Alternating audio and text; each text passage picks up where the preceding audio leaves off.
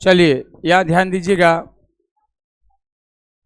आप लोग को क्वेश्चन लिखाए थे सोलर सेल क्या है, लिखाए थे ना। आंसर लिखना चालू कीजिएगा। Solar cell,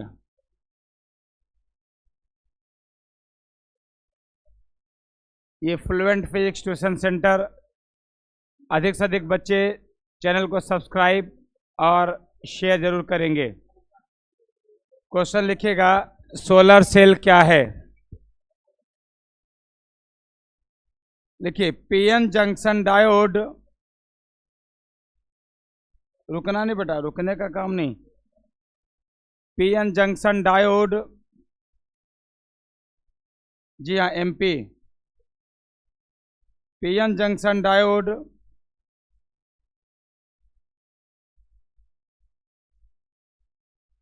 PN junction diode light energy को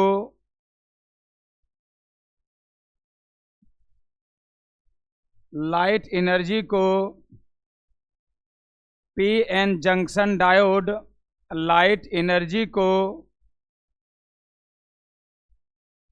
जब इलेक्ट्रिक एनर्जी में परिवर्तित कर देता है,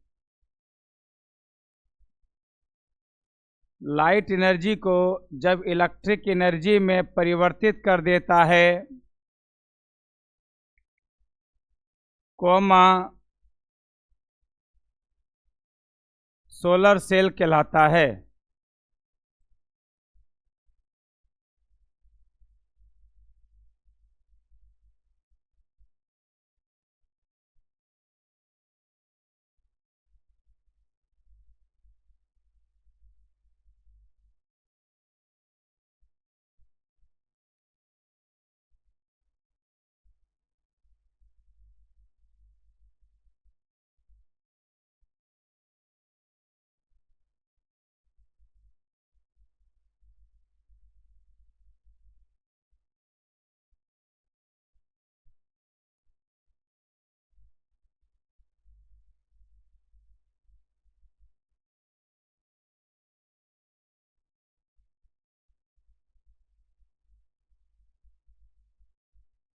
देखिए जो भी बच्चे हैं, हम बार बार बोल रहे हैं कि आपको लिखने में डिस्टर्ब हो जाएगा, आप उधर खिसक के बैठ जाइए, अन्यथा जो भी आएगा बार बार आपको उठना बैठना पड़ेगा, फिर लिखने में डिस्टर्ब रहिएगा। इससे उधर खिसक के बैठ जाइए, आराम से एकदम लिखते रहिएगा, अन्यथा आपको तो हम उधर ही खिसकवाएंगे। देखिए से लाइन चेंज करके लिखिएगा, सोलर सेल का उपयोग बड़े पैमाने पर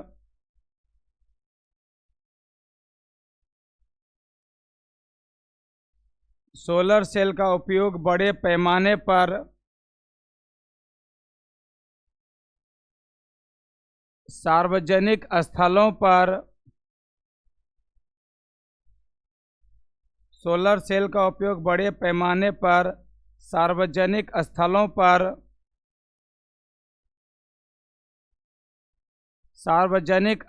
पर लाइट के रूप में किया जाता है। सार्वजनिक स्थलों पर लाइट के रूप में किया जाता है।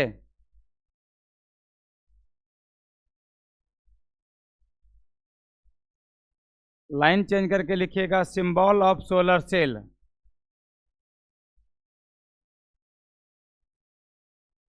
Symbol of solar cell. देखिए सोलर सेल का सिंबल जो होता है बेटा, यहाँ ध्यान दीजिएगा आप,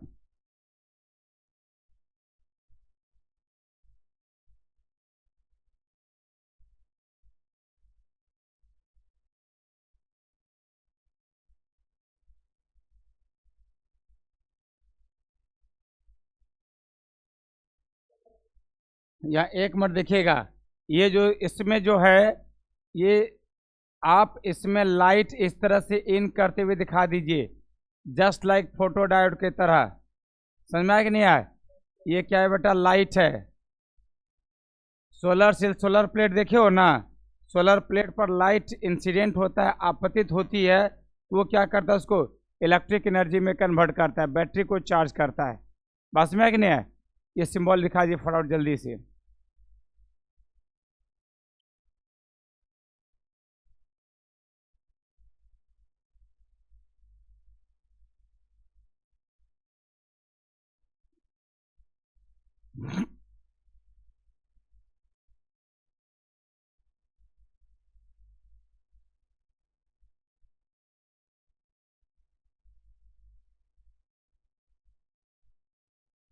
जल्दी बनाइए।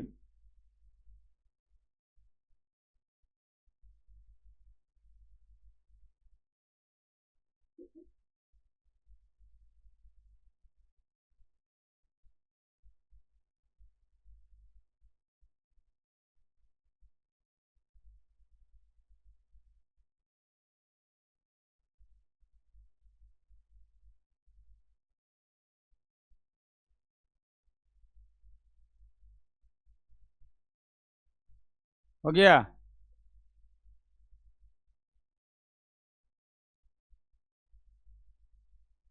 लिखिए, लाइन चेंज करके लिखिए अब फिगर के नीचे। Solar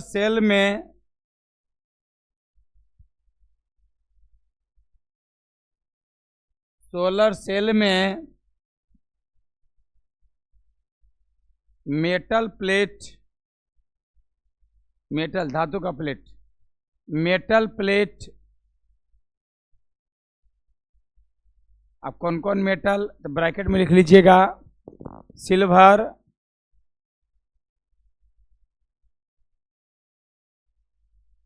comma gold,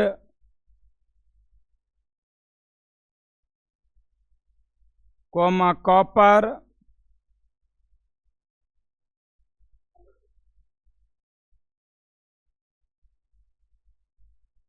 etc bracket बंद, ईटीसी का परत रहता है, का परत रहता है। साथ ही इसमें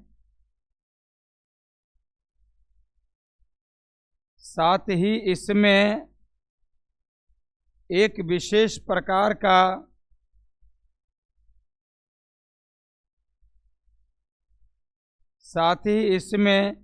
विशेष प्रकार का पारदर्शी प्लेट लगा रहता है।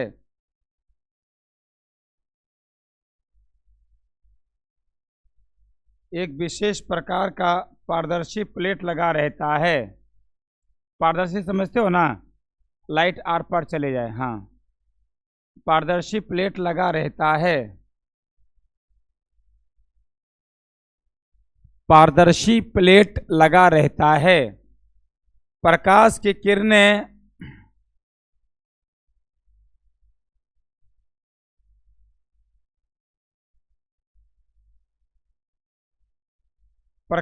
किरणें पारदर्शी प्लेट पर आपतित होता है। प्रकाश की किरणें पारदर्शी प्लेट पर आपतित होता है।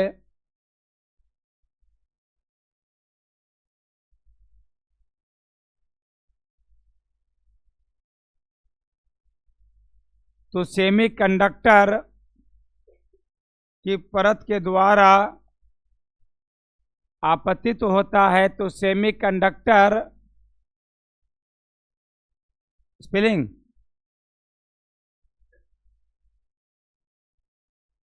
सेमी कंडक्टर, अर्धचालक, सेमीकंडक्टर के द्वारा, एक ही बात है, सेमीकंडक्टर के परत के द्वारा या द्वारा एक ही चीज है। सेमीकंडक्टर के परत के द्वारा इलेक्ट्रॉन उत्सर्जित होता है। इलेक्ट्रॉन उत्सर्जित होता है।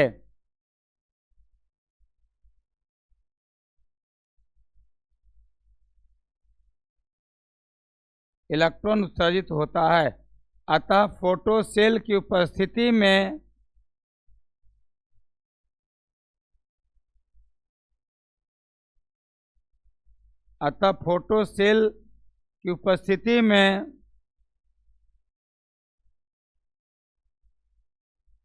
स्वयं इलेक्ट्रिक करंट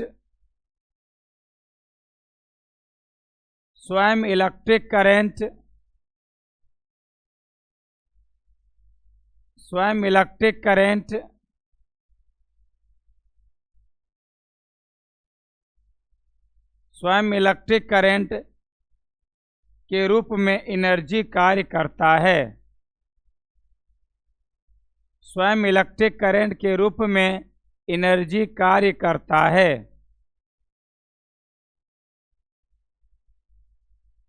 एनर्जी कार्य करता है।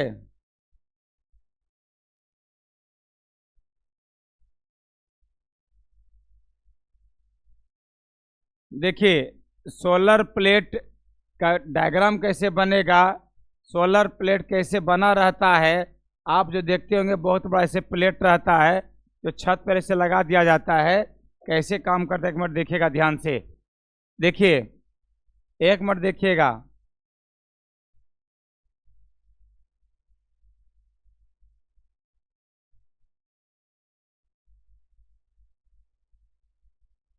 इसको ये 3 पार्ट में डिवाइड किया गया है। ये पहला पार्ट हो गया एक विशेष प्रकार का पारदर्शी प्लेट।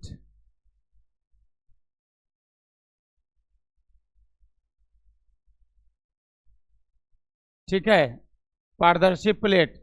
इसके बाद बगल में रहता है सेमीकंडक्टर। आपको पता है सेमीकंडक्टर कौन कौन है, पता है ना? सिलिकॉन नहीं बताए हैं? जर्मेनियम, सिलिकॉन है ना, बहुत सारा सेमीकंडक्टर को बताए हैं। ये रहता है, ये क्या करेगा, इलेक्ट्रॉन को उत्पन्न करेगा। ठीक है, इलेक्ट्रॉन उत्पन्न करेगा। इसके बगल में यहाँ पर फिर मेटल का प्लेट रहता है। मेटल में जो भी रहे, सिल्वर रहे, कॉपर रहे कि आयरन रहे, कुछ आयरन तो नहीं रहता है, सिल्वर कॉपर रहता है, गोल्ड तो नहीं रहता, गोल्ड बहुत महंगा रहता है। ये रहता है। अब उसके बाद फिर ये सुनिए ध्यान से कैसे काम करता है, इसको समझिएगा। इसको फिर यहाँ पर लोड रेसिस्टेंस रहता है। ये लोड रेसिस्टेंस RL, जिससे बैटरी को चार्ज किया जाता है। देखिए सूर्य के प्रकाश की किरण इस प्लेट पर पड़ा, ये पारदर्शी है, तो क्या क्या सीधा प्रकाश की किरण को पास कर दिया। ये सीधा आया कहाँ पर, सेमीकंडक्टर पर। जैसे सेमीकंडक्टर पर आया तो ये क्या करेगा, उससे इलेक्ट्रॉन उत्सर्जन करना, इलेक्ट्रॉन उत्पन्न करना शुरू कर देगा। फिर ये इलेक्ट्रॉन कहाँ हो जाएगा, मेटल के द्वारा कहाँ चला जाएगा, लोड रेसिस्टेंस में, बैटरी जो चार्ज होता है। ठीक है ना, बस में आए। ये इसका डायग्राम बेटा, एक फंक्शन होता है इसमें, इसी तरह काम होता है। कोई दिक्कत किसी को, समझ में आया कि नहीं आया? चलिए जल्दी फिगर बना लीजिए।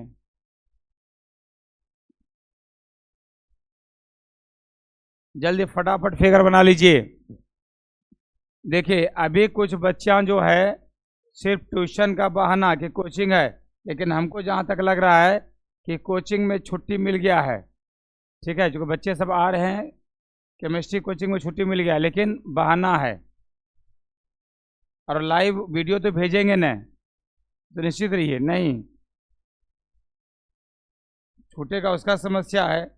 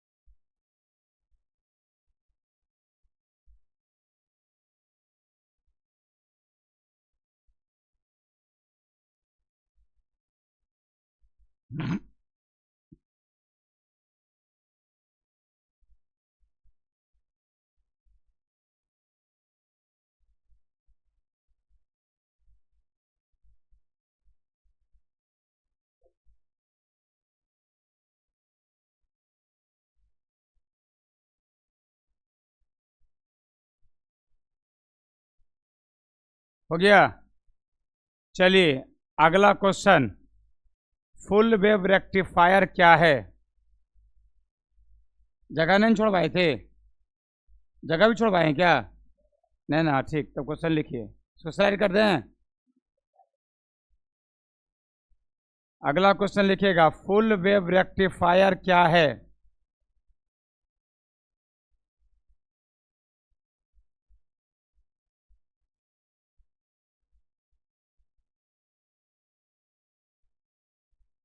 इसका हिंदी हो जाएगा पूर्ण तरंग दिष्टकारी।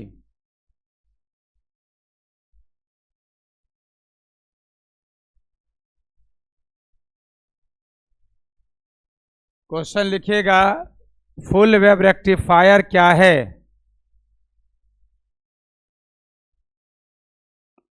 इसके बनावट एवं क्रिया विधि का वर्णन करें।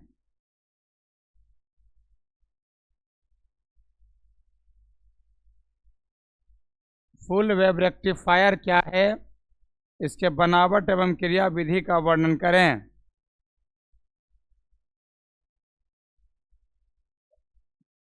फुल वेव रेक्टिफायर क्या है? इसके बनावट एवं क्रिया विधि का वर्णन करें।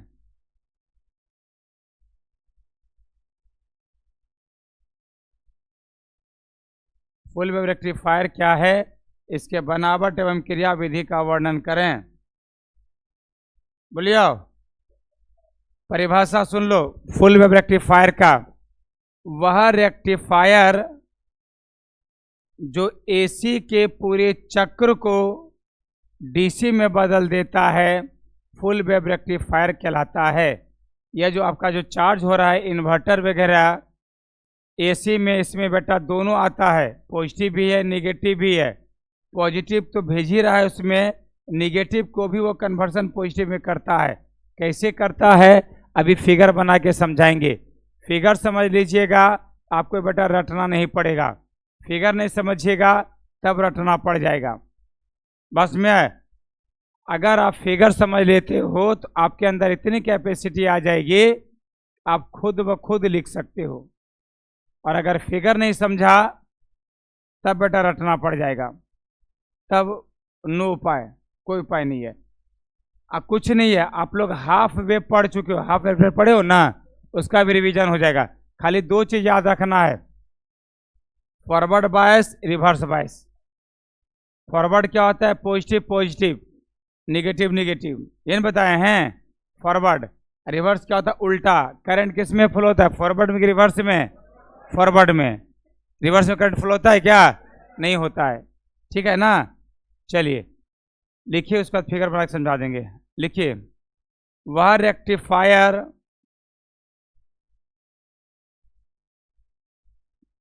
वह रेक्टिफायर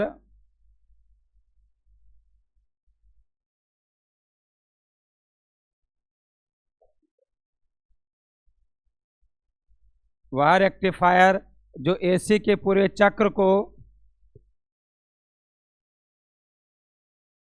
वह रेक्टिफायर जो एसी के पूरे चक्र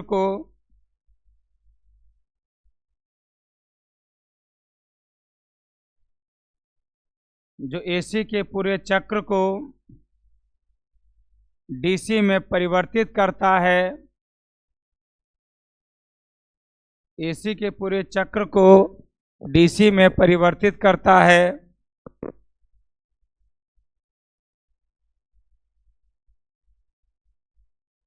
डीसी में परिवर्तित करता है, कॉमा फुल वेव रेक्टिफायर कहलाता है। फुल वेव रेक्टिफायर कहलाता है।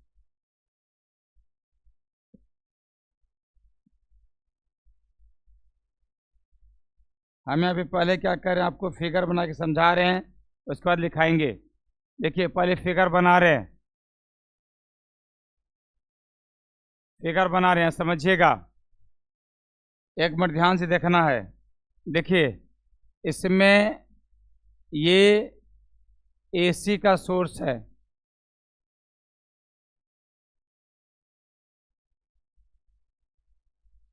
ये आपको ट्रांसफार्मर का प्राइमरी कॉइल है, इसके बगल में ट्रांसफार्मर का कौन सा कॉइल रे?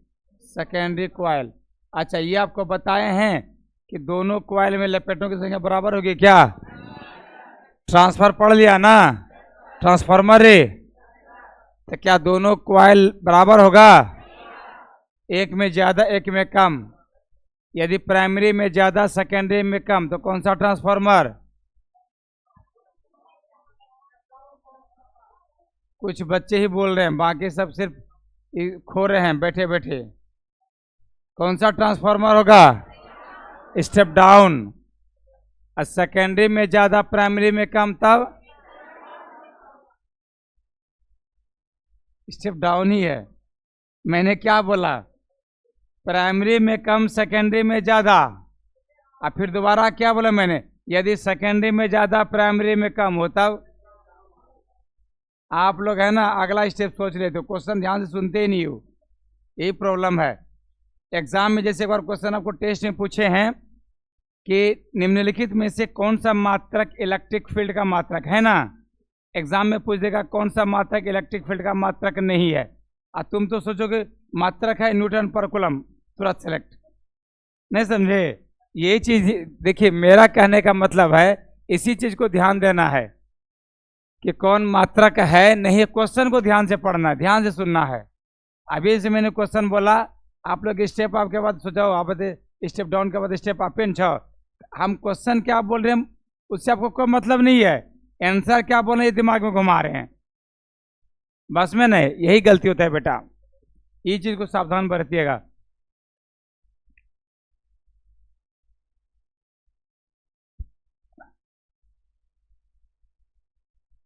अभी आप नहीं बनाइएगा। इसमें 2 डायोड होता है बेटा, 2 डायोड।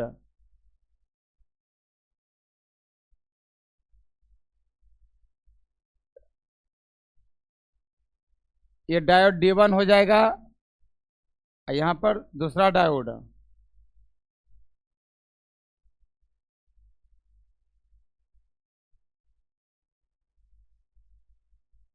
ये डायोड D1, ये डायोड D2।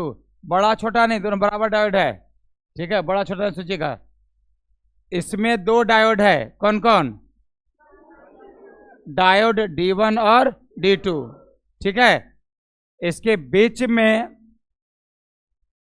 यहां पर लोड रेसिस्टेंस से कनेक्टेड है ये, जहां पर कि डीसी आउटपुट ज्ञात किया जाता है। ये RL है, लोड रेसिस्टेंस।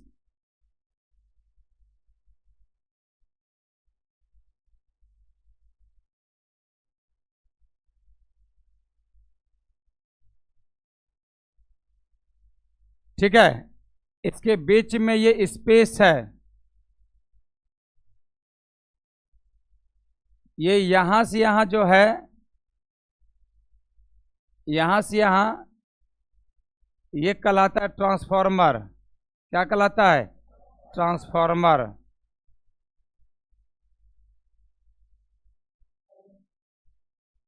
ठीक है? क्लियर है यहां तक?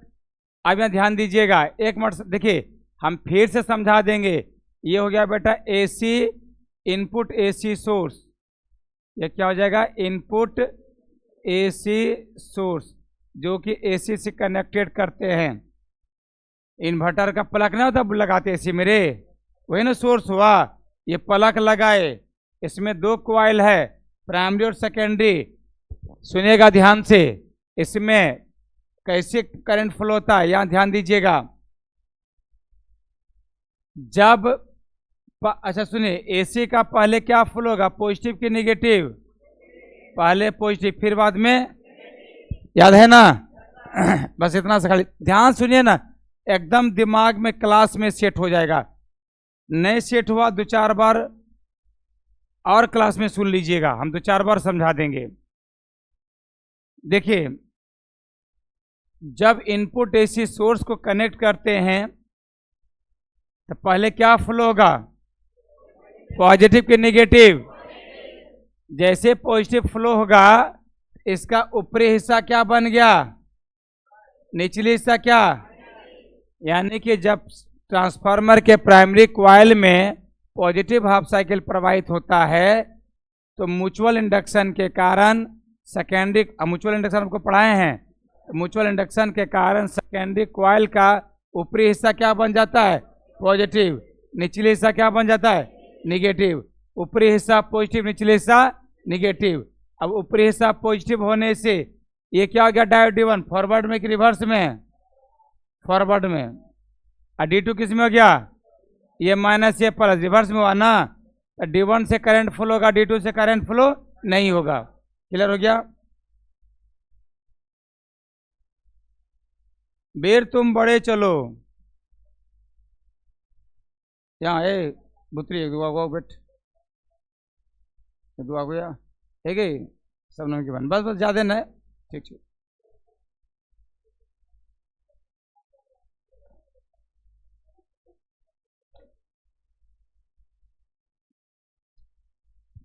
ऐ सुनो फिर से एक बार समझा रहे हैं। इनपुट एसी सोर्स का पहले क्या फ्लो होगा? Positive half cycle. तो किसके कारण? म्यूचुअल इंडक्शन के कारण। किसके कारण? सेकेंडरी कॉइल में क्या उत्पन्न होगा? Electromotive force. ऊपरी हिस्सा क्या बन गया? निचले हिस्सा क्या? यह पॉजिटिव, इसका भी पीछे वाला पार्ट क्या होता है? पॉजिटिव के निगेटिव रे? पॉजिटिव होता है। ये किस में आ गया? फॉरवर्ड में कि रिवर्स में? ये किस में आ गया? करंट किससे फ्लो होगा? D1 से कि D2 से? D1 से ना, क्योंकि आप जानते हो कि फॉरवर्ड बायस में करंट फ्लो होता है। क्लियर हो गया? कोई दिक्कत? फिर से ये आधा देखिए, इसमें दो बार फंक्शन होगा। एक बार पॉजिटिव फ्लो हुआ, अब फिर क्या फ्लो होगा?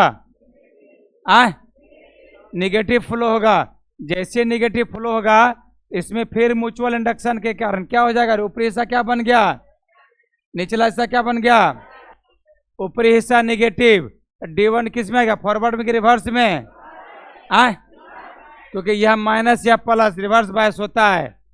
ये प्लस या प्लस फॉरवर्ड के रिवर्स में किससे करंट फ्लो होगा? D1 के D2 से। यही कारण है कि अगर पॉजिटिव आया तो वो हो गया, पॉजिटिव चार्ज एक्सेप्ट कर लिया। फिर जब निगेटिव होता है, चूंकि इसमें दो डायोड है, एक बार D1 काम किया, एक बार क्या D2। फिर पॉजिटिव आया, D1 से फ्लो हुआ, D2 शांत हो गया। फिर निगेटिव आया, D1 शांत हो गया, D2 से फ्लो किया। समझ में आया? यही कारण है कि इसमें जो है पूरी तरह बैटरी चार्ज होता है। समझ में ना? बात समझ में आए? एक बात याद रखिएगा, ये भी ऑब्जेक्टिव में पूछ सकता है कि फुल वेव रेक्टिफायर में कितनी डायोड का उपयोग होता है? कितना डायोड? 2 डायोड। अगर आपसे फिर हम पूछें कि पहले कौन डायोड फॉरवर्ड बायस में होता है? D1 की D2 में, और D2 किस में होता है? फिर उसके बाद जब, सुनिए ऐसे भी ऑब्जेक्टिव पूछा जा सकता है, जब ए बाबू लास्ट बेंच जो बच्चे बैठे हैं मोबाइल का प्रयोग क्लास में कर रहे निकाल रहे हैं बार बार, उसको यहाँ ध्यान दीजिएगा। जब positive half cycle current flow होगा तो कौन फॉरवर्ड में आएगा? D1 की D2 में? फॉरवर्ड बायस में कौन होगा? D1 या D2? और जब निगेटिव हाफ साइकिल होगा तो? आदर्श कुमार कम पढ़िए, ठीक है? रात में कम जग के पढ़ा कीजिए। रात में ज़्यादा जग के पढ़िएगा, क्लास में नींद आएगा तो फिर दिक्कत हो जाएगी। अभी रात पढ़िए, लेकिन ऐसा मत पढ़िए कि जो कि अनबैलेंस हो। समझ में आ गया सबको? फिर एक बार समझा दें, लास्ट चांस। सुन, पहले इसका कंस्ट्रक्शन, बनावट। इनपुट एसी सोर्स को ट्रांसफार्मर के प्राइमरी कॉइल से एवं डायोड D1 और D2 को ट्रांसफार्मर के सेकेंडरी कॉइल से कनेक्ट कर दिए। और लोड रेसिस्टेंस DC को कहां से प्राप्त करेंगे? RL से। ये हो गया कंस्ट्रक्शन। अब काम कैसे किया? जब पॉजिटिव हाफ साइकिल, जब पहले पॉजिटिव AC का पॉजिटिव हाफ साइकिल ट्रांसफार्मर के प्राइमरी कॉइल में प्रवाहित होता है तो किसके कारण? म्यूचुअल इंडक्शन के कारण। किसके कारण? म्यूचुअल इंडक्शन के कारण क्या होगा? सेकेंडरी कॉइल में इलेक्ट्रोमोटिव फोर्स उत्पन्न होगा। ठीक है? इलेक्ट्रोमोटिव फोर्स उत्पन्न होगा। इधर बैठ ना, यहाँ पे आ जाए बुतरू हटा, बैठिए। तो म्यूचुअल इंडक्शन के कारण क्या होगा? ट्रांसफार्मर के सेकेंडरी कॉइल में क्या होगा? इलेक्ट्रोमोटिव फोर्स उत्पन्न होगा। इलेक्ट्रोमोटिव फोर्स में ऊपरी हिस्सा क्या बन गया? निचले हिस्सा क्या? ऊपरी हिस्सा पॉजिटिव होने से डायोड D1 किस में आ गया? फॉरवर्ड रिवर्स में। D2 किस में आ गया? अब फिर क्या होगा? दूसरा निगेटिव हाफ साइकिल होगा ना। निगेटिव हाफ साइकिल होने से फिर से सेकेंडरी कॉइल में म्यूचुअल इंडक्शन के कारण इलेक्ट्रोमोटिव फोर्स उत्पन्न होगा। इससे क्या होगा, ऊपरी हिस्सा क्या बन जाएगा, निचले हिस्सा क्या, ऊपरी हिस्सा निगेटिव होने से डायोड किस में, D1 किस में, फॉरवर्ड के रिवर्स में, D2 किस में। समझ में आया, क्लियर हो गया। लिख लेंगे, एग्जाम में अगर इनकेस आ गया बिना याद के लिख लेंगे ना। संजीव कुमार, नहीं समझ में आया? संजीव कुछ बोल नहीं रहा है, बोलो नहीं यार। कितने बच्चे हैं जिसको ये कॉन्फिडेंट हो गया अगर एग्जाम में पढ़ के नहीं भी जाएंगे या आ गया तो छोड़ के नहीं आएंगे, कुछ ना कुछ लिख के आएंगे। मतलब कुछ ना कुछ, क्या फिजिक्स का। चलिए अभी फिगर नहीं बनाना है, अभी फिगर नहीं बनाना है, पैराग्राफ चेंज कर लिखना स्टार्ट कीजिए। लिखिए, जब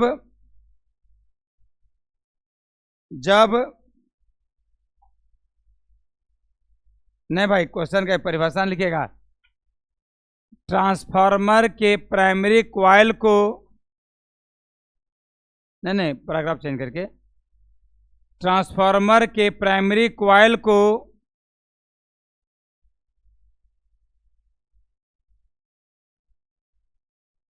ट्रांसफार्मर के प्राइमरी कॉइल को ट्रांसफार्मर के प्राइमरी कॉइल को इनपुट एसी सोर्स के साथ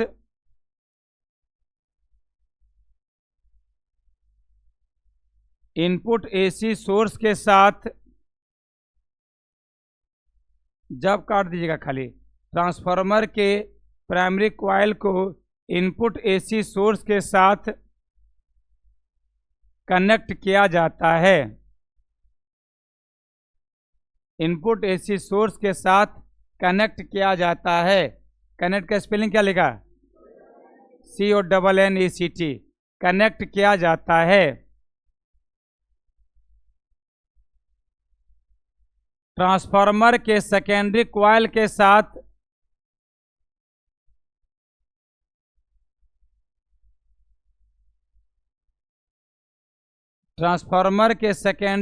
के साथ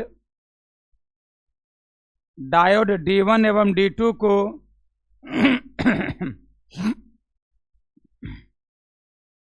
ट्रांसफार्मर के सेकेंडरी कॉइल के साथ डायोड D1 एवं D2 को कनेक्ट किया जाता है। डायोड D1 एवं D2 को कनेक्ट किया जाता है।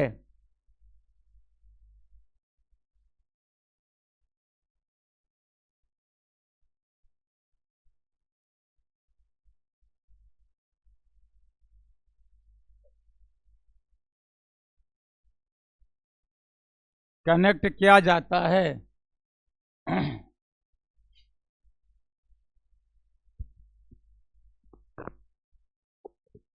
आउटपुट डीसी को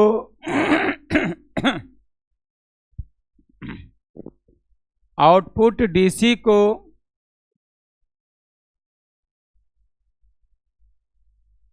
लोड रेसिस्टेंस,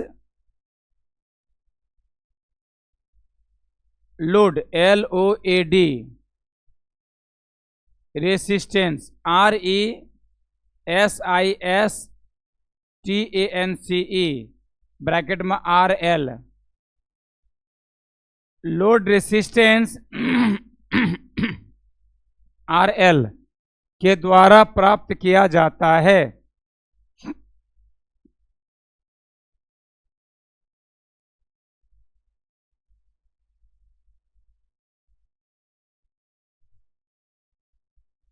के द्वारा प्राप्त किया जाता है।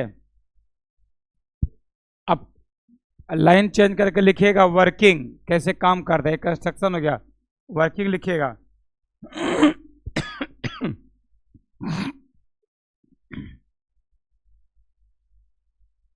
वर्किंग,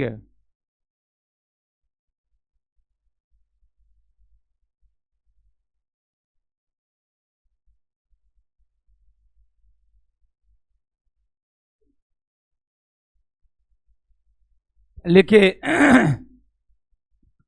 जब ट्रांसफार्मर के प्राइमरी कॉइल से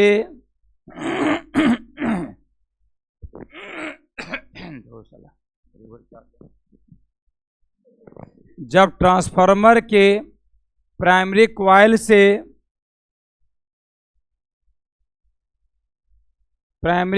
से इनपुट एसी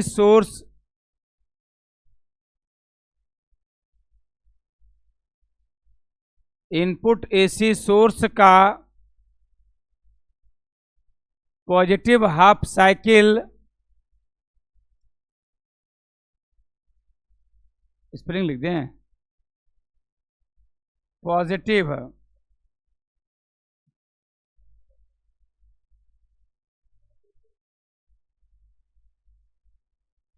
सुनिए ध्यान से। यहां पर हाफ साइकिल का मतलब हो गया हाफ पाइडिल, आधा पाइडिल नहीं मारिएगा। हाफ साइकिल मतलब हो गया एसी का आधा चक्र, समझे ना। हाफ साइकिल मतलब हो गया अर्ध चक्र, आधा चक्र। पॉजिटिव हाफ साइकिल प्रवाहित होता है, पॉजिटिव हाफ साइकिल प्रवाहित होता है तो म्यूचुअल इंडक्शन, स्पेलिंग फिर से लिख दे रहे हैं, म्यूचुअल इंडक्शन। तो म्यूचुअल इंडक्शन के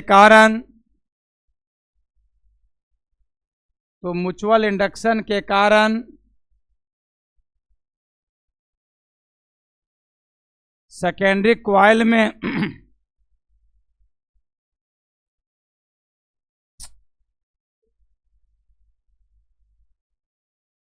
क्लास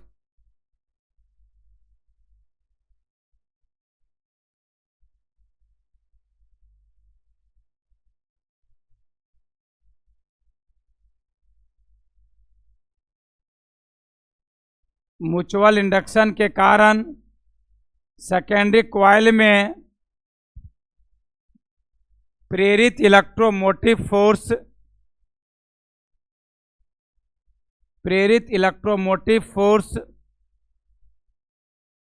म्यूचुअल इंडक्शन के कारण सेकेंडरी कॉइल में प्रेरित इलेक्ट्रोमोटिव फोर्स उत्पन्न होता है।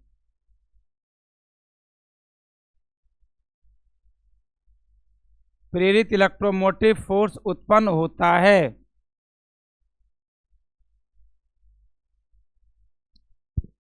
प्रेरित इलेक्ट्रोमोटिव फोर्स की दिशा इस प्रकार होती है कि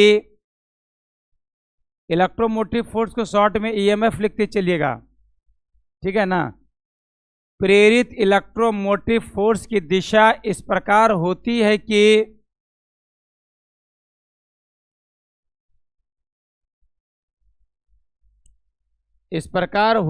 कि सेकेंडरी कॉइल का ऊपरी हिस्सा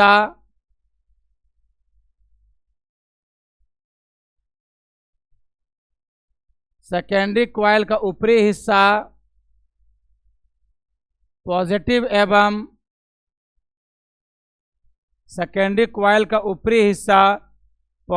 एवं निचला हिस्सा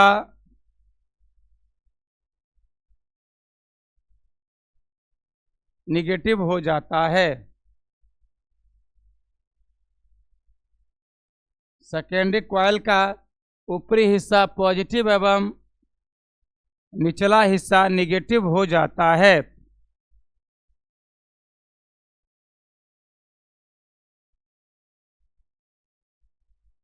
निचला हिस्सा निगेटिव हो जाता है। Secondary coil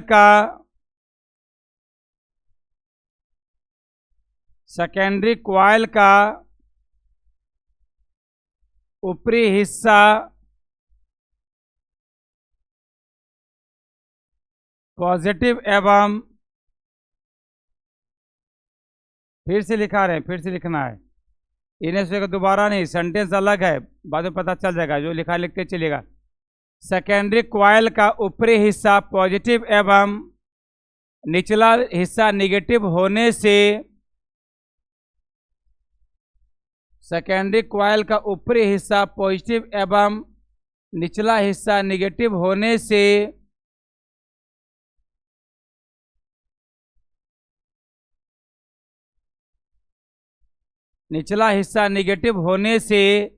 diode D1 forward bias में, DIODE, diode D1 capital D लिखिएगा, डायोड D1 कैपिटल डी बोले छोटी डी लिखती है, D1 diode D1 forward bias में, फॉरवर्ड बायस स्पेलिंग बोल देंगे FORWARD, बायस का स्पेलिंग BIS, फॉरवर्ड बायस में एवं डायोड D2 रिवर्स बायस में होता है, एवं डायोड D2 रिवर्स REVERSE बायस BIS एवं रिवर्स बायस में होता है। डायोड D1 फॉरवर्ड बायस एवं D2 किस में बन जाएगा, रिवर्स बायस में, जिस परिणाम स्वरूप डायोड D1 से करंट प्रवाहित होता है, परिणाम स्वरूप डायोड D1 से करंट प्रवाहित होता है, परिणाम स्वरूप डायोड D1 से करंट प्रवाहित होता है एवं डायोड D2 से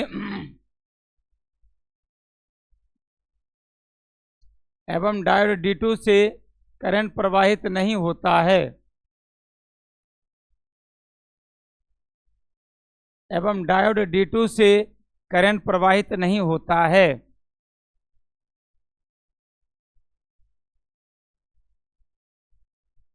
चलिए जल्दी से फिगर बना लीजिएगा, फिगर जल्दी बना लीजिए। इसके बाद अभी पॉजिटिव है बेटा, नेगेटिव भी फुल होता है और 6-7 लाइन नीचे करेंगे बेटा, ट्रांसफार्मर कवर हो जाएगा। चलिए करते नीचे, ठीक है, नीचे एरो जगह ट्रांसफार्मर लिखना, कोई बात नहीं, हो जाएगा। अभी इसके नीचे और भाषा लिखना 4-5 लाइन फिगर के नीचे, फिगर एक बनाने के बाद फिगर बनाओ।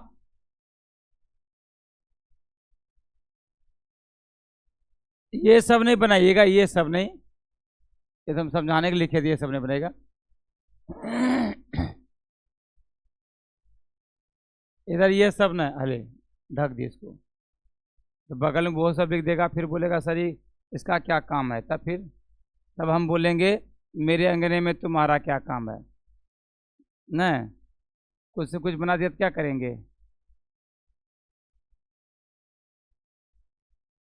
बातचीत नहीं,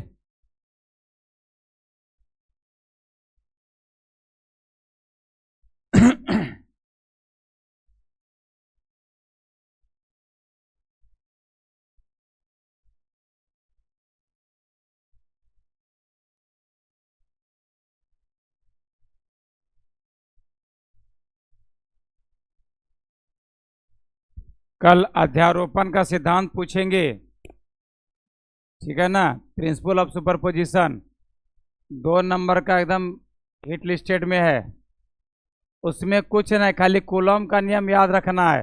पहला दूसरे 0 को 1 के साथ, 0 को फिर 2 के साथ, 0 को 3 के साथ, यानी कि Q0 Q1, Q0 Q2, Q0 Q3, Qn तक निकाल के सबको जोड़ दीजिएगा, हो गया अध्यारोपण का सिद्धांत।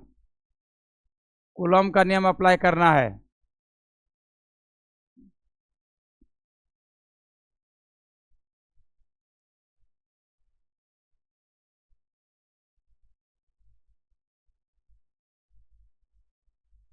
दोनों में कॉइल बराबर नहीं लपेटिएगा, यह हमेशा सावधानी बरतना है।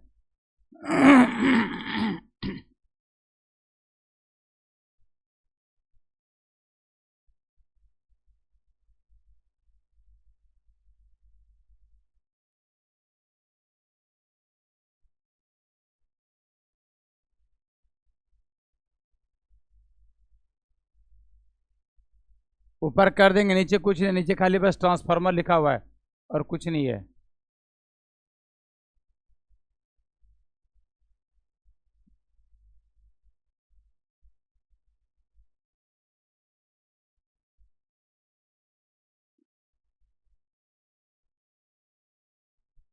ये समझ में आ गया ना? पहले करंट किससे फ्लो होगा, D1 की D2 से?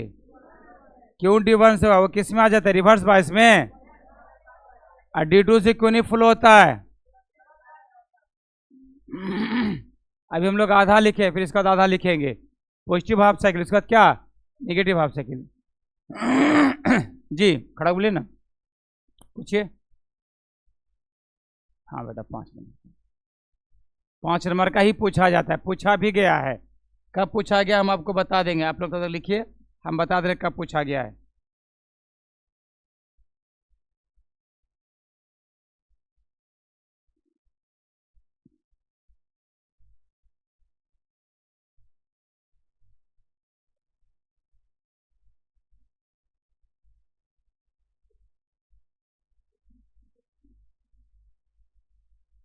ए बाबू बात नहीं कीजिए।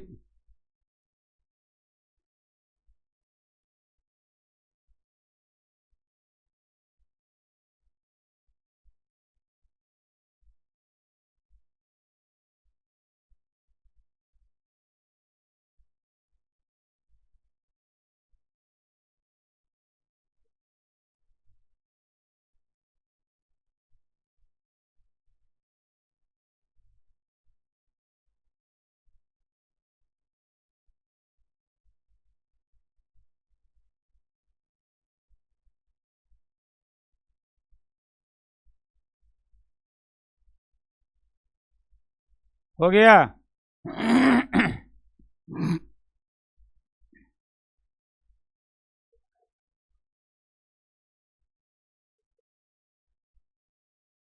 देखिए सुन लो, ट्रांसफार्मर का क्वेश्चन जो पूछा गया है ये बेटा 2019 में क्या पूछा गया, ट्रांसफार्मर के सिद्धांत, बनावट एवं क्रियाविधि का वर्णन करें, पूरा जितना लिखा है वहां तक।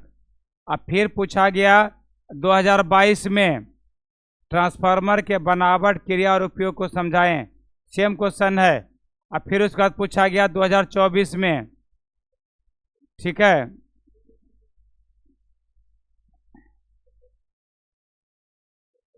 चलिए फिगर के नीचे लिखना स्टार्ट कीजिए।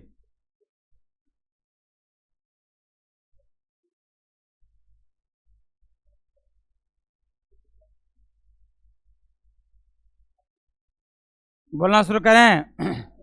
लिखिए पुनः जब, फिगर के नीचे पुनः जब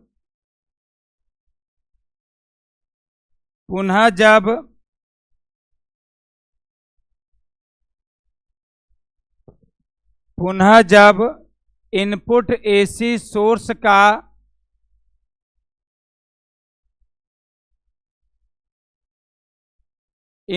एसी सोर्स का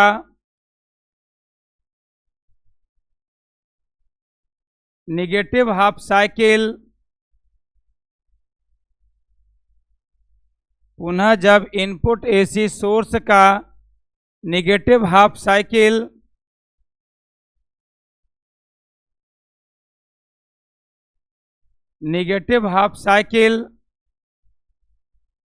ट्रांसफार्मर के प्राइमरी कॉइल में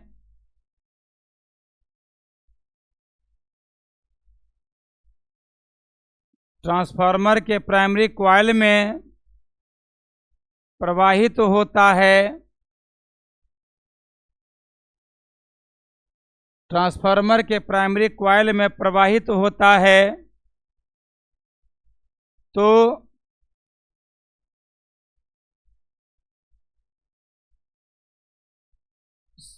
म्यूचुअल इंडक्शन के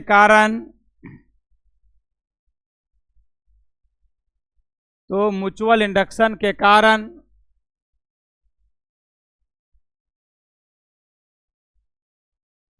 सेकेंडरी कॉइल में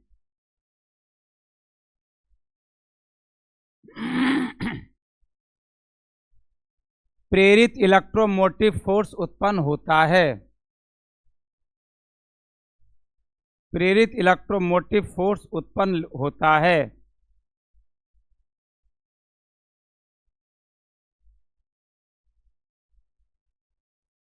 प्रेरित इलेक्ट्रोमोटिव फोर्स उत्पन्न होता है।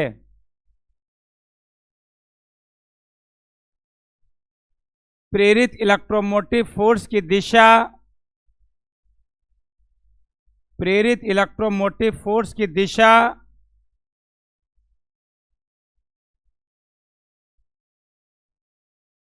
इस प्रकार होती है कि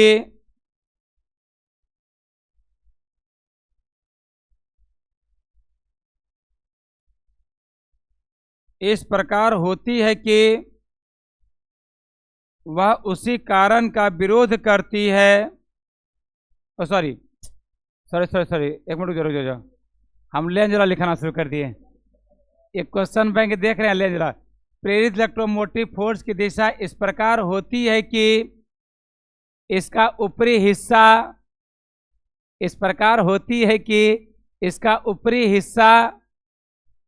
फिर से एक बार सुन लीजिएगा।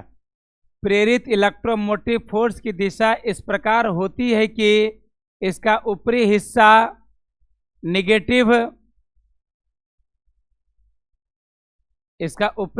निगेटिव एवं निचला हिस्सा पॉजिटिव हो जाता है।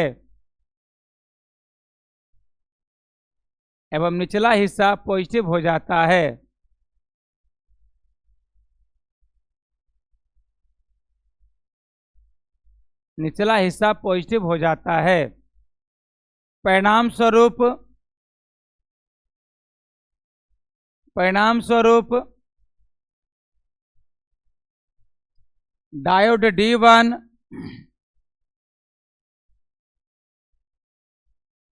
रिवर्स बायस में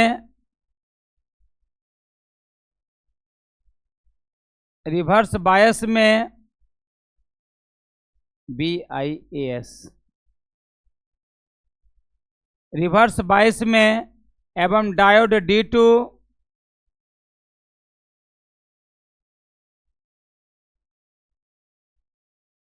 फॉरवर्ड बायस में होता है। फॉरवर्ड बायस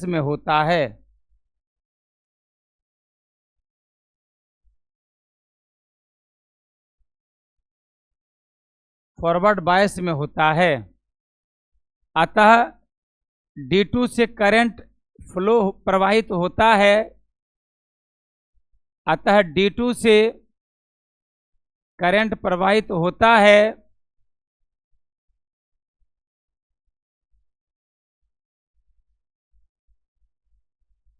एवं D1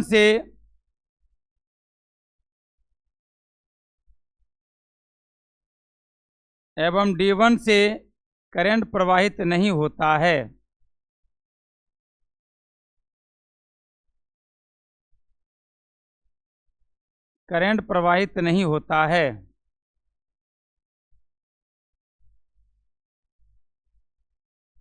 लाइन चेंज करके लिखिएगा। फुल वेव रेक्टिफायर में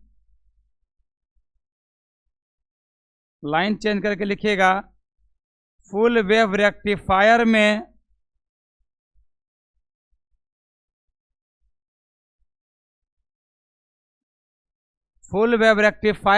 आउटपुट सिग्नल लगातार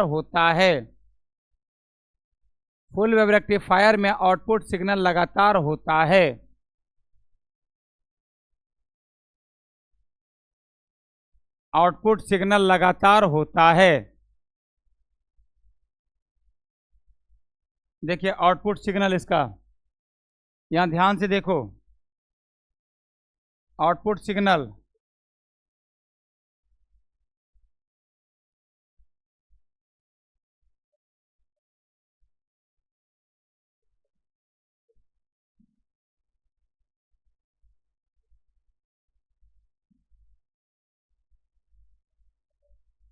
देखिए यह हो गया आपका इनपुट, यह हो जाएगा क्या, आउटपुट। इनपुट में सुनो ध्यान से, इनपुट में फ्लो होता है इस प्रकार से, होता है ना जी।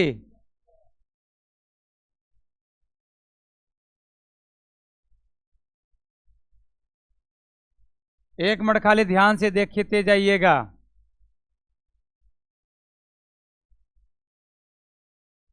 एक मिनट ध्यान से खाली देखते जाना है, पर इसको देखो उसके बाद उतारोगे। ये बता रहे हैं, समझा रहे हैं। सुनिए, देखिए एक मिनट समझना, जितना भाषा और ये लिखाए, अब उसका कंक्लूजन यहां पर फिगर में समझ में आ जाएगा क्लियर। ये एसी का पहले क्या फ्लो होता है, पॉजिटिव कि नेगेटिव, पॉजिटिव। ये फ्लो क्या हो गया, पॉजिटिव।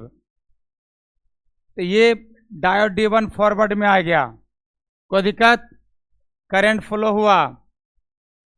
अब फिर ये पॉजिटिव हाफ साइकिल, अब फिर क्या होगा, निगेटिव हाफ साइकिल जब होगा, जब निगेटिव होगा ये D2 फॉरवर्ड में आ जाता है, आता है ना। फिर पॉजिटिव, कौन फॉरवर्ड में आ गया, D1। फिर निगेटिव, कौन फॉरवर्ड में आ गया, D2। फिर पॉजिटिव, कौन फॉरवर्ड में आ गया, D1। कौन आ गया, यानी कि एक बार D1 फिर एक बार D2। इसीलिए जो फुल वेव रेक्टिफायर उसमें लगातार सिग्नल हमको मिलते जाता है। अगर हाफ वेव की बात करेंगे तो जो डेकोरेशन होता है कि जल गया ऑफ हो गया, शादी में डेकोरेशन देखो ना, बुक बुक जो करते रहता है, तो D1 से करंट फ्लो हुआ, D2 से नहीं हुआ, बुझ गया। फिर D1 से आया करंट, जल गया। बात समझे ना, इसमें क्या हो रहा है, अगर D1 से करंट फ्लो हो रहा है तो D2 से नहीं हो रहा है, खामोश हो गया, वो रोक दिया। फिर जैसे निगेटिव जाएगा D2 से फ्लो होगा, D1 खामोश हो गया। बस में है, positive negative, positive current flow हुआ तो कौन फॉरवर्ड बायस एक्टिव में आ जाएगा, D1 के D2 रे, D1 फॉरवर्ड में आ जाएगा। फिर जैसे निगेटिव होगा कौन एक्टिव हो गया, पास में है। इसीलिए उसमें क्या होता है, लगातार हमको सिग्नल मिलते जाता है। कोई दिक्कत किसी को, क्लियर हो गया, यहाँ तक स्पष्ट है, कुछ पूछना है, फिक्र बनाइए। पूछना है तो पूछ भी सकते हैं, इसमें कोई संकोच नहीं करना है।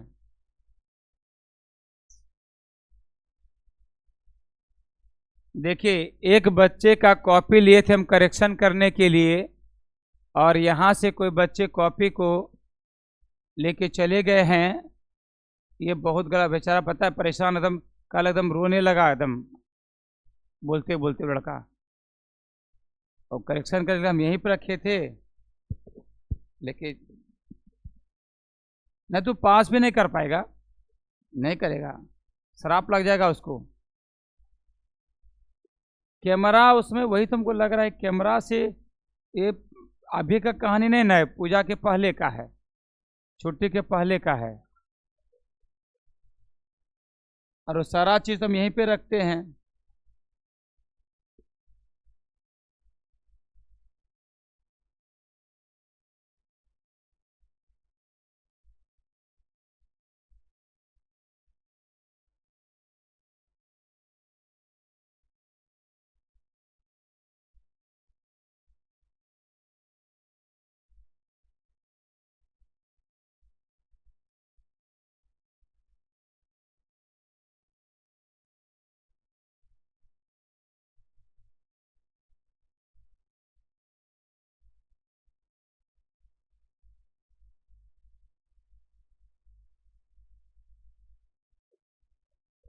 ये बात नहीं कीजिए, आप जानते हो वो बच्चा जो है कल बेचारा एकदम रोने लगा, हम उसको बोले कि बेटा अच्छा रुको, देखो हम खोजते हैं, लड़कों लोग सबसे मांगते हैं, देखते हैं अगर किसी को पता होगा तो ठीक है, नहीं तो क्या करेंगे।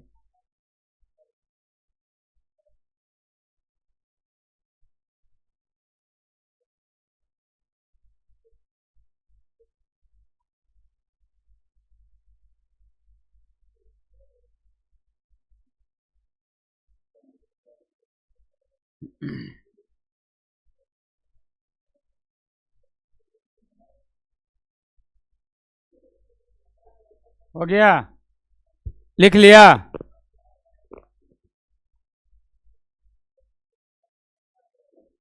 उतार लिया।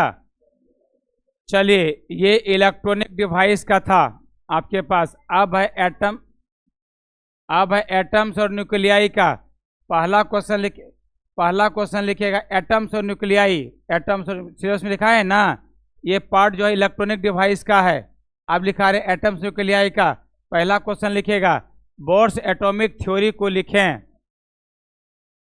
क्वेश्चन लिखना है, बोर्स एटॉमिक थ्योरी को लिखें। ये बेटा इसमें 2-3 को ऐसा है जो पूछा जाता है।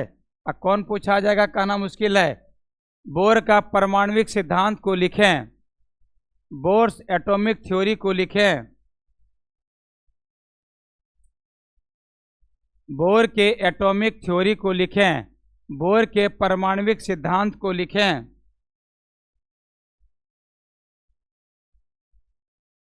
बोर के एटॉमिक थ्योरी को लिखें। बोर के परमाणविक सिद्धांत को लिखें।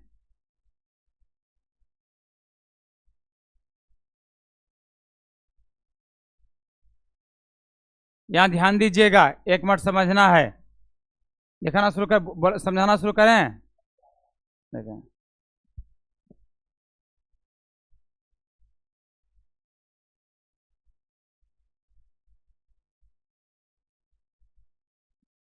चलिए सुनिए। बोर ने, लिखना नहीं सुनना है। एटम के स्टेबिलिटी, स्टेबिलिटी समझते हो? स्टेबिलिटी बिल्कुल केमिस्ट्री पढ़ा रहे हैं, याद रखिएगा, आपको पता चलेगा आपका केमिस्ट्री किस हद तक तैयार है। बोर ने एटम के स्टेबिलिटी, स्टेबिलिटी मतलब स्थिरता के लिए रदरफोर्ड के मॉडल के आधार पर कुछ विचार व्यक्त किए, कुछ अपना तथ्य दिया, विचार दिया। उसके आधार पर उन्होंने 4 को नियम दिया था। और एक बात और बता दे बेटा, बोर्स का क्वेश्चन कब कब पूछा गया है ये आपको हम बता देंगे अभी तुरंत। आप लोग को लिखाते लिखाते हम क्वेश्चन बैंक से देख लेंगे, ठीक है। हाँ, लेकिन वही होता है कि डबल दिमाग जब लगता है तो लिखाते लिखाते लेंज लॉ में प्रवेश कर जाते हैं, ठीक है, समझे कि नहीं। तो थोड़ा सा अनस्टेबिलिटी हो, गड़बड़ा जाता है। जैसे अभी नहीं लिखा रहे थे, सेकेंडरी कॉइल में प्रेरित इलेक्ट्रोमोटिव फोर्स की दिशा, अब उसके बाद इस प्रकार होती है कि वो उसी का विरोध करना शुरू कर देता है। तो हम लोग चले गए लेंज लॉ में। तो होता है बेटा, हम लोग देखिए कंप्यूटर आविष्कार किए हैं, लेकिन कंप्यूटर की तरह काम नहीं कर पाएंगे। बस कंप्यूटर एक बार में 3-3 काम, एगो डाटा खोल लिया है, गाना ही बज रहा, दूसरा साइड खोल के काम कर रहे हैं। देखो न देखो एक और साइड है, तीसरा भी फेसबुक भी खोल दिया है, खोल के फिर गूगल भी खोल रहे हैं। लेकिन फिजिक्स में केमिस्ट्री खोली का मैथ पढ़े था, संभव ही नहीं है। चलिए लिखना शुरू करेंगे। एटम के स्टेबिलिटी के लिए, एटम के स्टेबिलिटी की व्याख्या के लिए क्वेश्चन बोर्ड्स का लिखा है एटॉमिक थ्योरी का।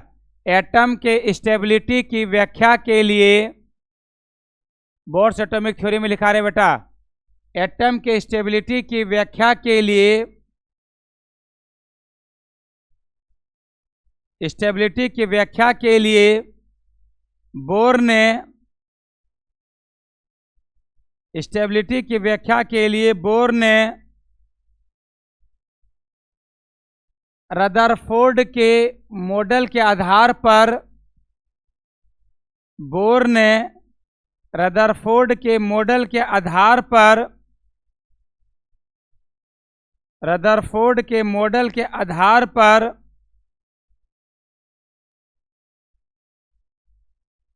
एटम के स्टेबिलिटी की व्याख्या के लिए बोर ने रदरफोर्ड के मॉडल के आधार पर कुछ अभिधारणाएं दिए।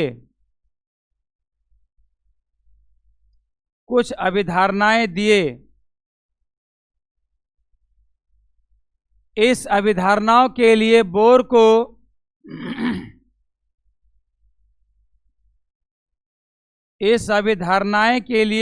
को सन 1922 ईस्वी में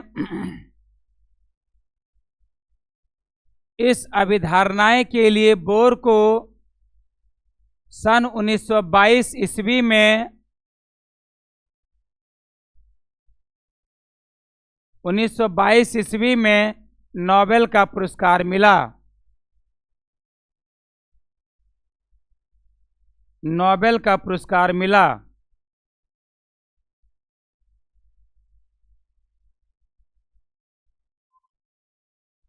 नोबेल का पुरस्कार मिला।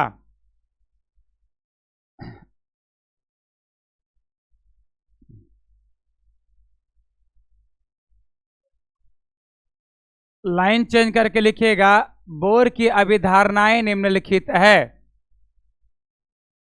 लाइन चेंज करके लिखना है, बोर की अभिधारणाएं निम्नलिखित है। बोर की अभिधारणाएं निम्नलिखित है।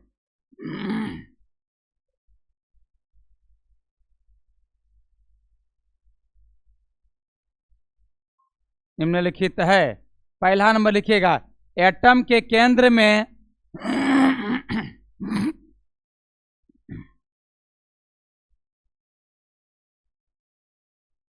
एटम के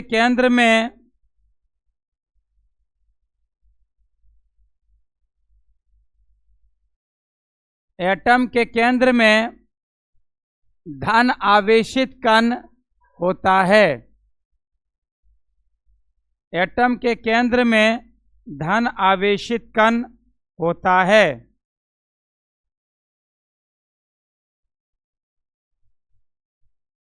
जहां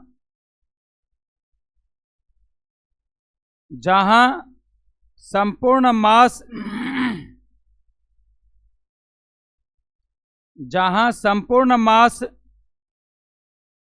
MASS मास, जहां संपूर्ण मास निहित होता है। निहित मिला हुआ रहता है, नोमहर्षि का होमहर्षि का, तो संपूर्ण मास निहित होता है। इस केंद्र को एटम का नाभिक कहते हैं।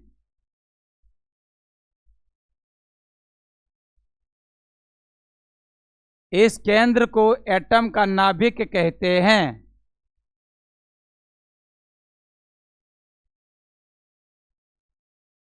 इस केंद्र को एटम का नाभिक कहते हैं। लाइन चेंज करके दूसरा नंबर लिखिएगा, इलेक्ट्रॉन नाभिक के चारों ओर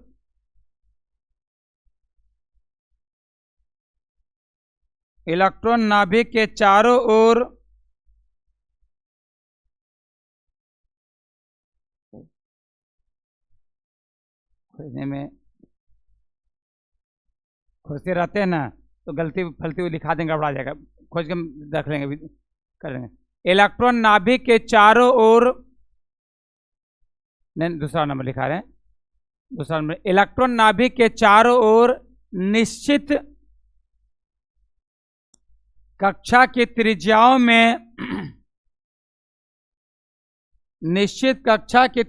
में परिक्रमा करता है। निश्चित कक्षा की त्रिज्याओं में परिक्रमा करता है।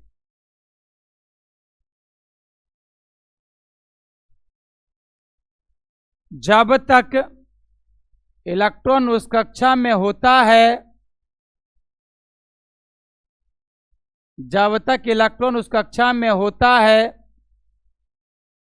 तब तक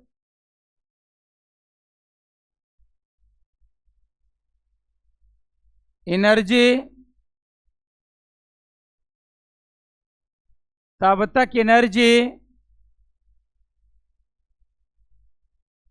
उत्सर्जित नहीं होता है, तब तक एनर्जी उत्सर्जित नहीं होता है। तीसरा नंबर लिखिएगा, बस छोटा सा पॉइंट है, 2 पॉइंट और लिखाएंगे, 3 और 4। लिखिए, इलेक्ट्रॉन केवल उन्हीं कक्षाओं में परिक्रमा करता है, इलेक्ट्रॉन केवल उन्हीं कक्षाओं में परिक्रमा करता है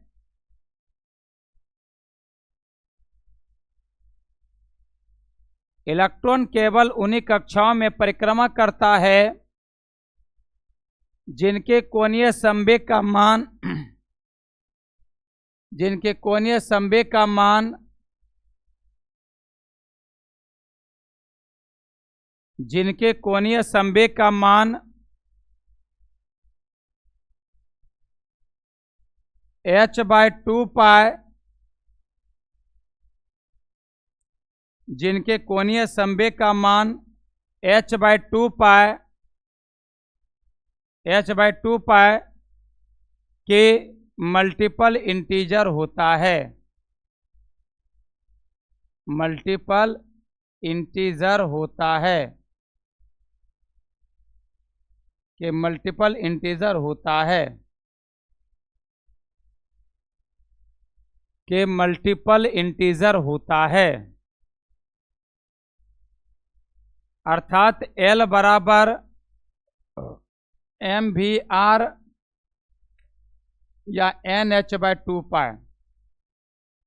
L को कोणीय संवेग है, अर्थात L बराबर mvr या nh/2π।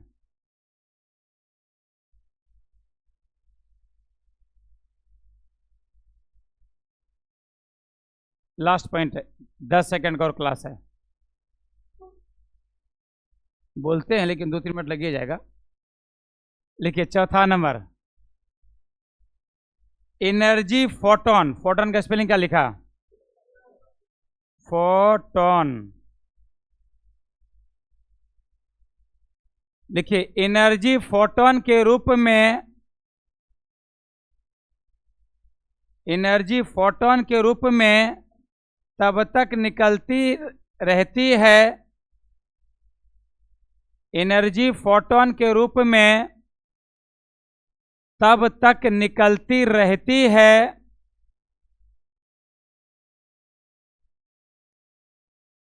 जब तक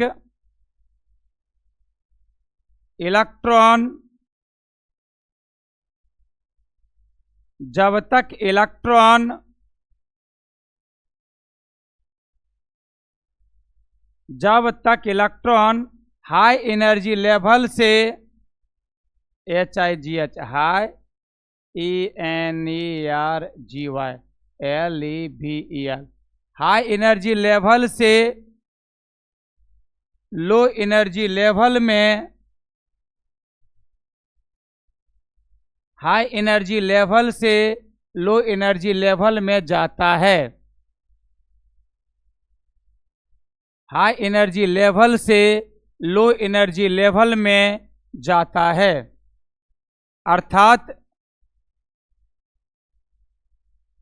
अर्थात देख बेटा, यहां पर फ्रीक्वेंसी ये यहां पर ये न्यू है, ये इस प्रकार से लिखना है न्यू, इसको क्या बोलेंगे, न्यू।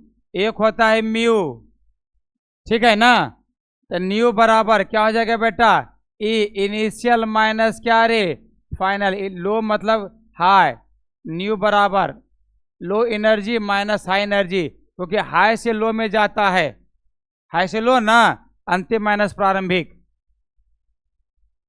इसको न्यू लिख दें फिर से।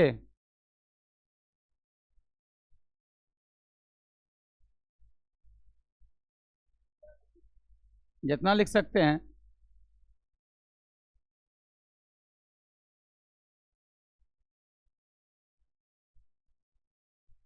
अब सुन, अगला क्लास में बोर्स का पूरा विस्तृत रूप में चलेगा।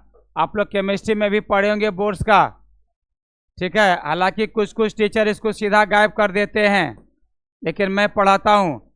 सुनो, इसके बाद इसी चैप्टर में, इसी में अगला संडे को ही, या हो सुन लो ध्यान से, अगर 2-3 दिन के अंदर वेब ऑप्टिक्स समाप्त हो जाएगा तो वेब ऑप्टिक्स के टाइम में ही इसको कन्वर्ट कर देंगे।